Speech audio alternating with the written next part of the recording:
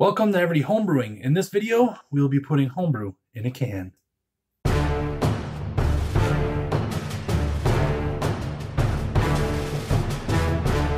Hello, my name is Tyler, and welcome to Everyday Homebrewing. If you want to keep up to speed with what's going on here at the brewery, please check out my social media links, and don't forget to like, subscribe, and hit the notification button so that you know when my videos come out. Thanks, and enjoy the video. We're now canning homebrew here at Everyday Homebrewing, so I'm very excited to share this with you. So this episode is going to be kind of an unboxing, going through what comes in the kit, and then we're going to can our first can of beer. With that,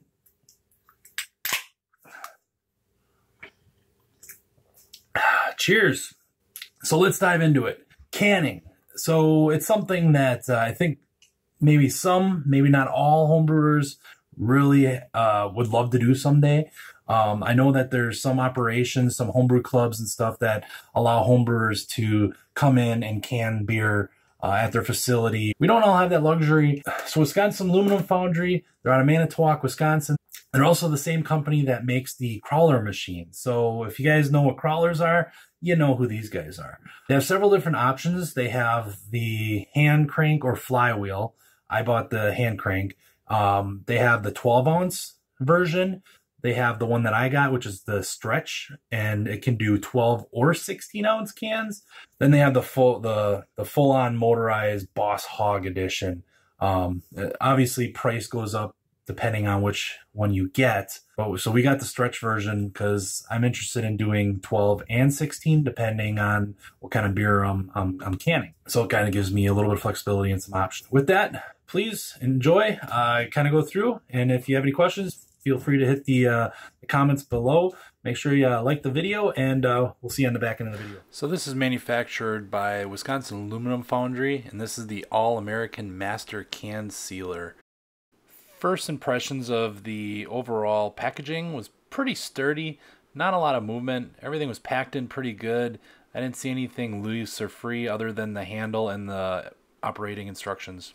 When unboxing your canner, you'll notice that the arms for the operations 1 and 2 have been secured to avoid any breakage or damage during shipping. It is also surrounded by some cardboard, which is nicely in place to keep it from moving. Inside the box, you'll find your operations manual, your gauge to check the seams. Just make sure that you put your seam gauge in a good spot that you don't lose it, because you will need that down the road. And finally, for my model, I got the hand crank version.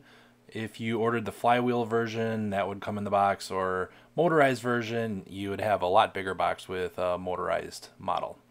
You can see it's securely fastened to a board, which keeps it from tipping over as well. Pretty well packaged, I must say. Before your canner leaves the factory, they'll actually do a test seal, and that is the can that comes shipped with your unit. This assures you that they did check for a proper seal before shipping it out to you. Over time, you may want to check the seal, or if you get a leaky can, you can use the seam gauge that was included. What this will allow you to do is check your first and second operations and make sure that they are adjusted properly. If they are not adjusted properly, you can adjust the first and second rollers as necessary to get a proper seal on your can.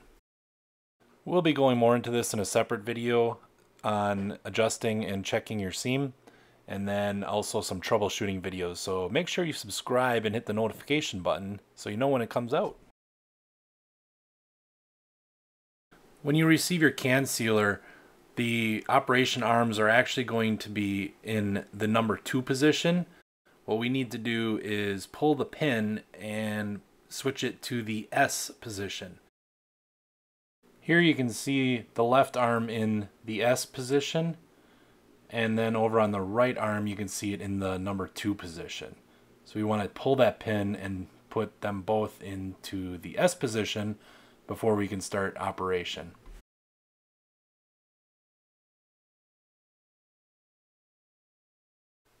One very important side note is to never operate your canner without a can in the chuck. If you need to adjust your arms, check your rolls, or check your seam, make sure you pull the chuck from the canner before doing so. Failure to do so could result in tool damage on the rollers.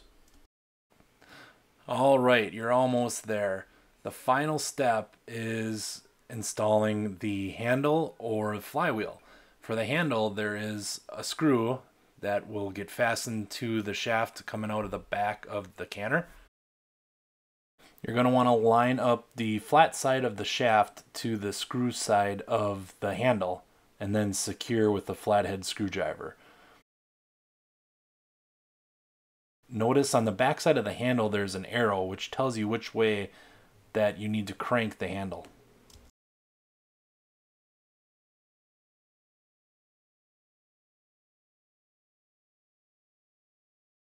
Alright, so your canner is assembled. Now you need some cans.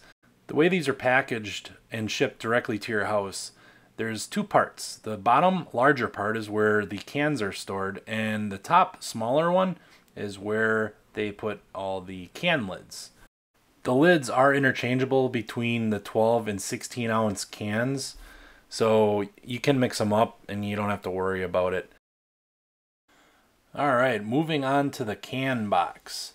Once you get through it, you'll see it covered, and underneath is a beautiful, beautiful sight. Look at all those cans. So they have 12 and 16 ounce cans, and like I said, the covers are interchangeable, so you don't have to worry about mixing them up. You can store them in the same box if you want. So we have just a 12 ounce can, and put some water in it.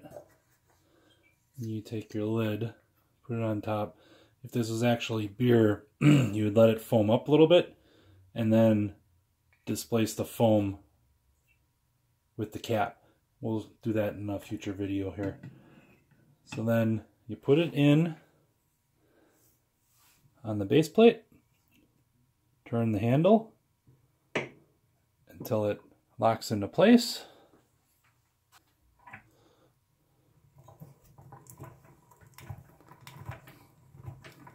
And then you start cranking.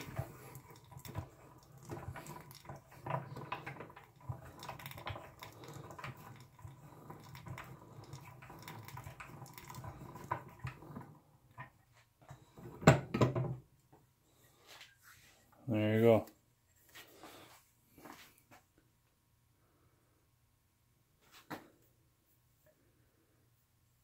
I can squeeze it.